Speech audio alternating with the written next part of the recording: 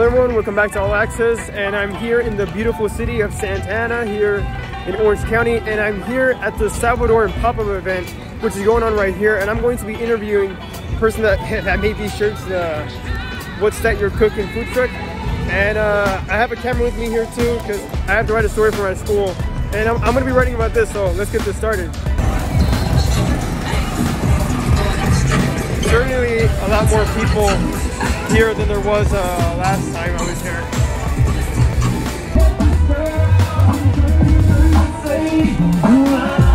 Looks like they got some other food vendors here too. Music very loud, I don't know if you can hear me.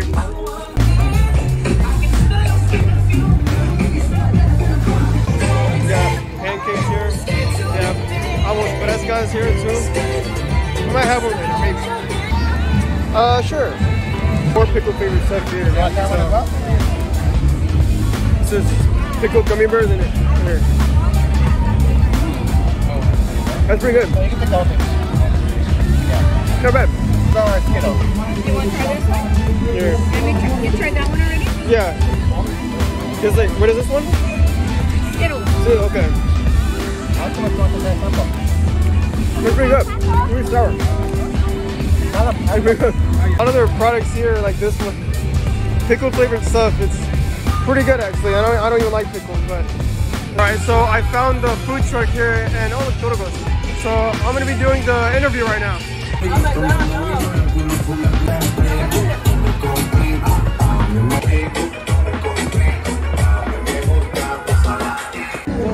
Nice to meet you, man. Nice to meet you.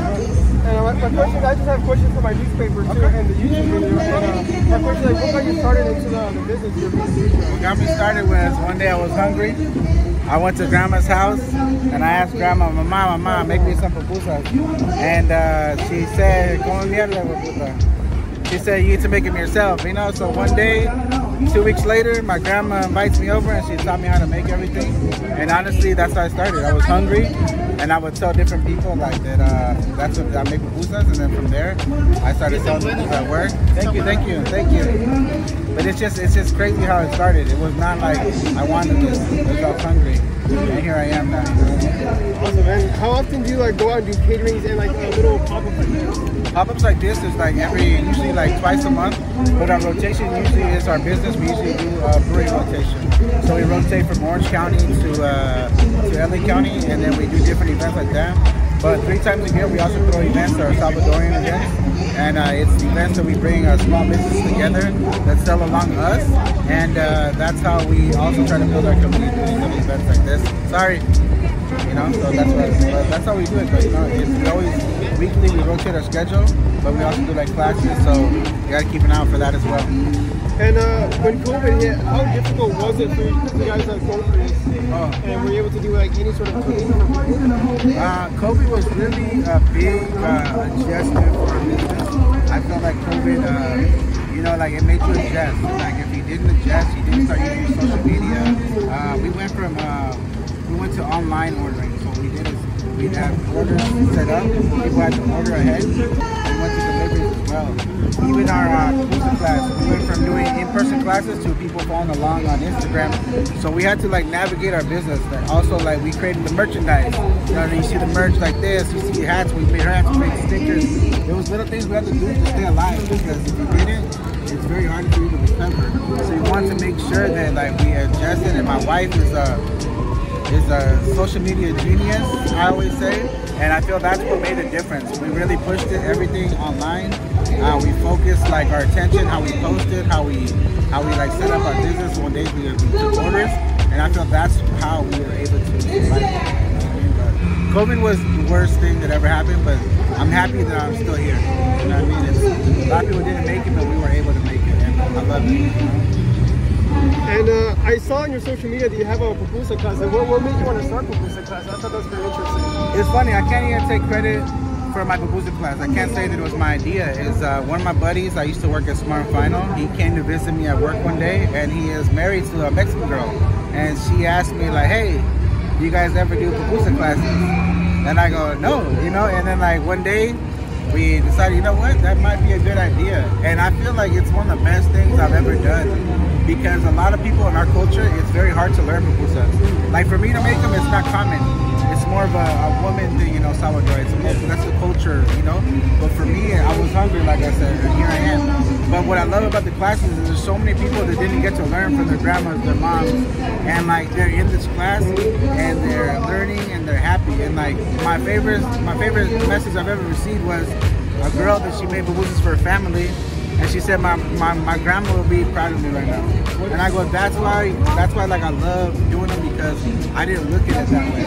And then when we started doing classes, I started seeing how like people were like, man, my mom didn't get to teach me, my grandma didn't get to teach me. So we're giving people an opportunity to like embrace their culture too. So that's how we love it. That's how it started, and I'm glad the way it's going. You know, so. And my last question is, what is the future for what's that you're cooking? The future is whatever this universe wants to give me, but my goal is to have a restaurant and be able to do more and show people more what we can do. And that's what I want. We want a restaurant. We want to be able to grow our pop-up events as well that we do with our community. So it's like, yes, I want us to grow, but I also want my community and my culture to grow with me. So that's my goal, you know? Hopefully we can make that happen. Easier said than done. Salvadorian culture is very prideful, but you know, we gotta love everybody, you know? So hopefully we get everybody on the same page. I can see you guys really embrace the culture with the fan art and the merchandise. And the funny thing, man, you see how like I use California. Yeah. I always tell everybody, man, I'm also a California kid. I was born here. So like, how can I embrace my culture and also like my California culture? Yeah. So I made the folk art shirt with the back, you know, and like even like our shirts, like I try to keep it with the folk art, because you know the folk art for me is like, when I was a little kid, my grandma, you know, I know from my aunts, my grandmas, it was there. And like, that's how we share our culture with people. And I'm like, I don't want to push it on people, I just want to show people. You know, and that's why like I love the shirts, because it's simple, but it's right to the point, you know? It's like, the folk art for us, let me tell you this little story. The folk art, the reason colors is El Salvador, we went through a war for 10 years, 11 years. And the people of La Palma believe like in a brighter future. So when you see the bright colors, that's what it signifies.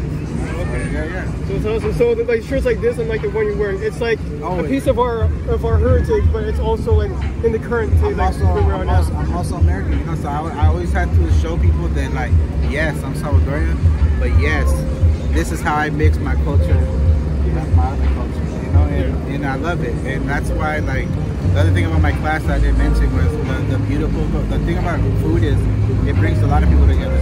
So in my class, it's not just all Salvadorians or Mexicans or anything. It's all different cultures. And that's the beauty of it. Because I always tell everybody, Mexico, it's a different country. And everyone always tells me, what part of Mexico are you from? I go, I'm from El Salvador, I'm way south. You gotta go lower. So like, that's why I feel like it's important to like do these things, to like make us, you know, popular, show people who we are, and like just embrace like who I am and share that with people. That's why we do what we do. That's why I do the merch and stuff like that, and because that's how I share my culture. It's simple. If they want to eat my food, it's okay. You can wear it like this. Anything you want to share like about your truck or your business? Anything for like little last clip? Let me see. What can I share? Oh, I can tell you about my secret menu. Okay. Yeah. So guys, like I am a guy from California. So like my business, I always say like, have you guys ever heard of a business called In-N-Out? In-N-Out is very simple and to the point. And the thing I took from In-N-Out is they also have a secret menu. So yes, we have a secret menu. I actually make sledders, and sledder is a little mini burger, and we serve that with yuca fries. I also do a heart attack pupusa with a layer of cheese on top. We also do the double cheese pupusa. We make crunchy cheese and put that inside with the regular cheese. Come on out, and that's our secret menu. We're being led into the food truck right now, so I'm gonna try to not get in their way. Currently, what's going on behind the scenes? The chef cooking up the pupusas. Good setup here. We have Chef Eder cooking up the pupusas. Oh my hand. That's what he's saying. The tortillas de mano, you know, for the tacos. But let me show you guys, we're always by hand, no matter what. There's no other way to make a pupusa. So right here I put the cheese, bean and cheese, and I put chicharron on top.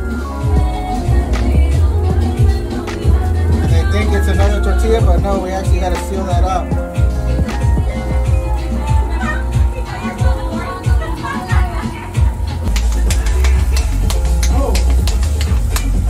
Okay. What's on your cooking? What's on your cooking?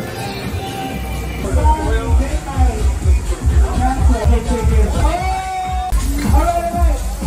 Stop. Now when you step back. But like, you guys out a little bit. Straight back. Alright, so we just got our food and just finished that interview with the chef and his wife, and they're really cool people. And so I got the merch on too. And so we got the food. We're gonna try it out when we get home. So we finally made it back home, and I got the pupusas here. So I'm just gonna dig right in. That one's good. I think that one's revuelta. We have some plátanos right now too. I'll do that later.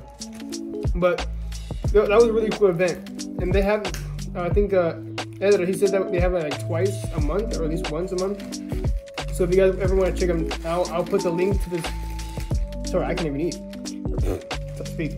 If you want to check them out, I'll put the link to their YouTube channel, their social media stuff in the description below. And if you want to check out their merch too, I'll throw that down there as well. So please subscribe, like, and I'll see you all next time. So, all right, so here we have the plátano frito now. I was very excited for these. These are actually my favorite fruit of all time. Yep. Those are amazing.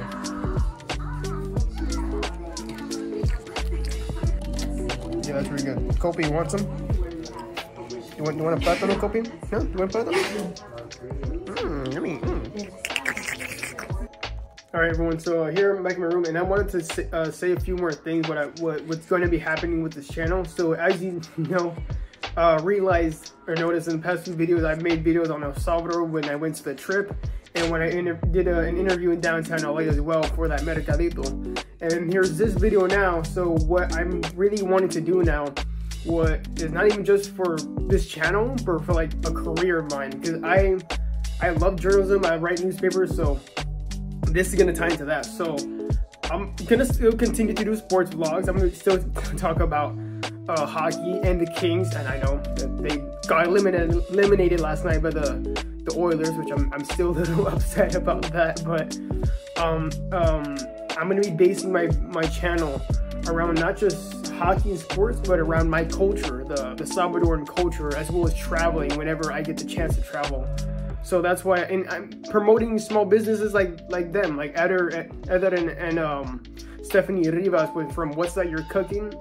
I like to help people like with small businesses get recognition like that. It's just so cool, and they're cool people. It's cool to meet people like that. They were super friendly, and I didn't even know they almost didn't charge us for that food until my mom, she gave them a tip. I was like, man, these people are so awesome.